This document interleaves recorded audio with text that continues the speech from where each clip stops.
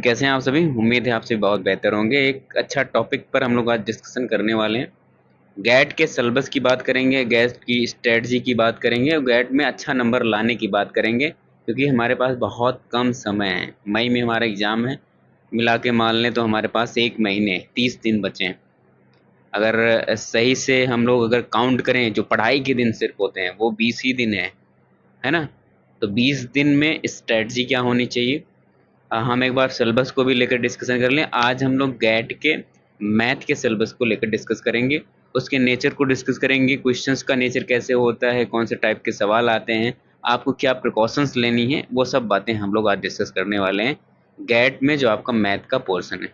ठीक, देखिए आपके गैट में 3 पोर्शन है, एक मैथ का, एक रीजनिंग का और एक जीके जीएस, उसी में करंट इंक्लूडेड कर लीजिए। ठीक है, हम सब एक एक पर बात करेंगे। ठीक, पहले तो मैथ की बात करें। अगर हम मैथ का सिलेबस देखो, मुझे उम्मीद है सभी लोग मैथ का सिलेबस देख चुके हैं। नहीं देखा है तो कोई देखने की ज़रूरत नहीं। मेरी बात, 2 बातें ध्यान से याद रखना।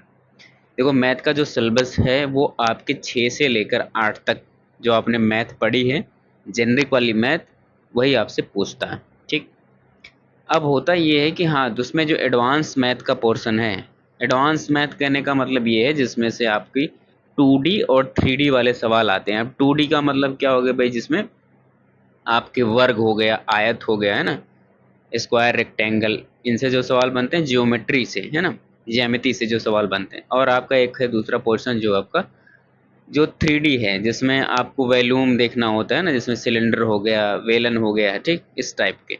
तो फिलहाल जो मोस्ट इम्पॉर्टेंट एरिया है, मैं आपके टॉपिक्स के नाम गिन देता हूँ। अगर ये टॉपिक्स आप अच्छे से जानते हैं तो मैथ में आप फुल मार्क्स लाने वाले हैं। ठीक, पहला टॉपिक है आपका सिंप्लीफिकेशन, सरलीकरण का मतलब जो आपको सरल करना है। ठीक, ये आता है। इसमें आपको क्या आना चाहिए, आपको अच्छे से डिवीजन आना चाहिए, मल्टीप्लिकेशन आना चाहिए, सब्सट्रैक्शन आना चाहिए, एडिशन आना चाहिए, मतलब जोड़ घटाना गुणा भाग, ये आपको अच्छे से आना चाहिए, दशमलव के साथ।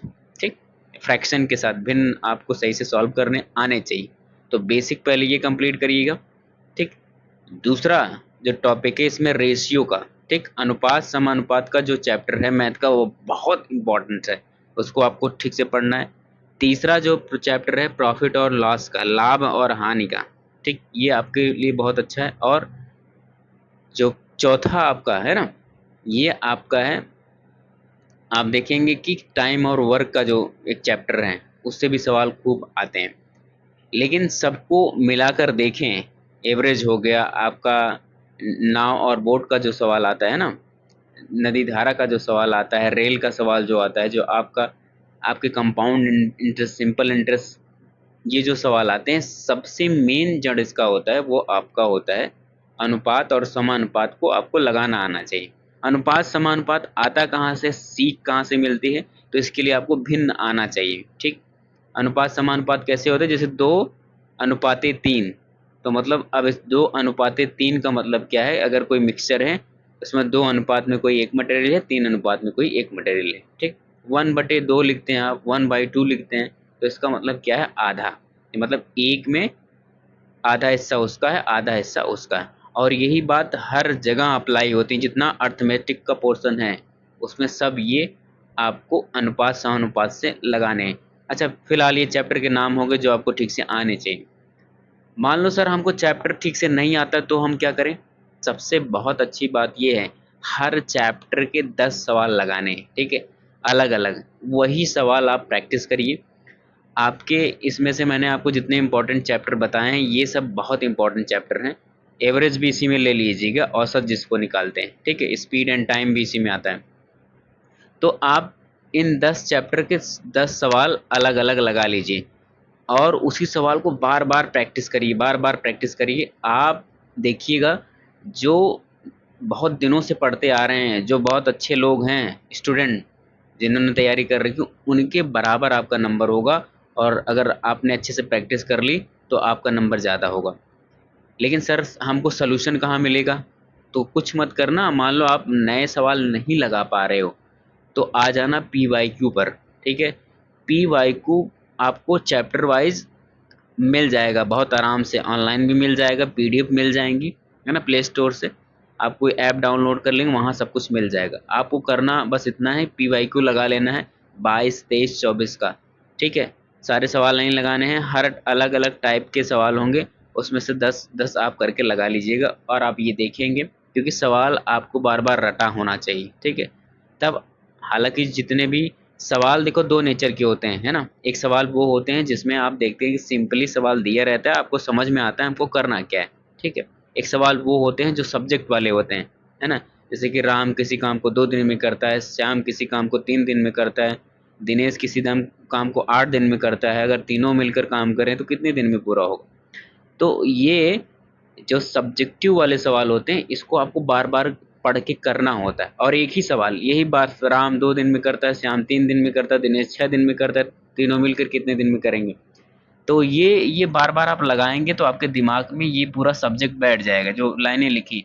और दोबारा जब आएगा कि एक्स 1 दिन में इतना काम करता है, वाई इतने दिनों में काम पूरा करता है, जेड इतने दिनों में पूरा काम करता है, तीनों मिलकर कितने दिन में करेंगे, बस यही डिफरेंस होगा। लेकिन अगर आप बार बार इसको लगाए रहेंगे तो आपको ये नहीं लगेगा कि ये सवाल नया है, ये आपको लगेगा ये तो सवाल मैंने पहले भी कर रखा है।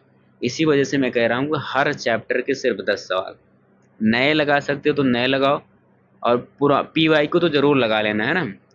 आप चैप्टर वाइज PYQ जरूर लगा लीजिएगा, वही PYQ बार बार आप प्रैक्टिस कर लीजिएगा, बहुत सफिशियंट है। मैथ में आपके बहुत अच्छे नंबर आएंगे। और आज ये है कि गेट का इम्पोर्टेंस इतना ज़्यादा हो गया, हर चाहे सब्जेक्ट में अगर हम देखें तो गेट का जो इम्पोर्टेंस है वो बहुत ज़्यादा हो गया, कि भैया गेट इसमें भी आएगा, गेट उसमें भी आएगा, गेट इसमें भी आएगा। तो गेट में मैथ वाला जो पोर्शन, क्योंकि यहाँ जो मैथ का जो पोर्शन है, यहाँ से नंबर अच्छे गेन होते हैं। अगर आपका कैलकुलेशन ठीक है, आप सवाल को समझ गए, तो आपको फुल मार्क्स मिल जाते हैं। इसमें बहुत याद करने वाली चीज़ नहीं होती जैसे कि आप GS में करते हैं। इस वजह से बहुत ध्यान से, हाँ, अगर आपको कोई डाउट लग रहा है कि सर मुझे कुछ कन्फ्यूजन हो रही है, तो कन्फ्यूजन के लिए आप कमेंट बॉक्स में बिना किसी हिचक के कमेंट लिखिए, सर मुझे ये बातें नहीं समझ में आती, मुझे ये बात नहीं आती। उन सब बातों को लेकर मैं एक अन्य अदर वीडियो में मैं आपको बहुत अच्छे से उसको समझा दूँगा कि उसको करना क्या है, ठीक है। तो आज मैथ के लिए बस इतना ही। अगले सेशन में हम लोग रीजनिंग, GS और करंट की बात करेंगे, क्या पढ़ना है, कैसे पढ़ना है, कितना पढ़ना है। धन्यवाद।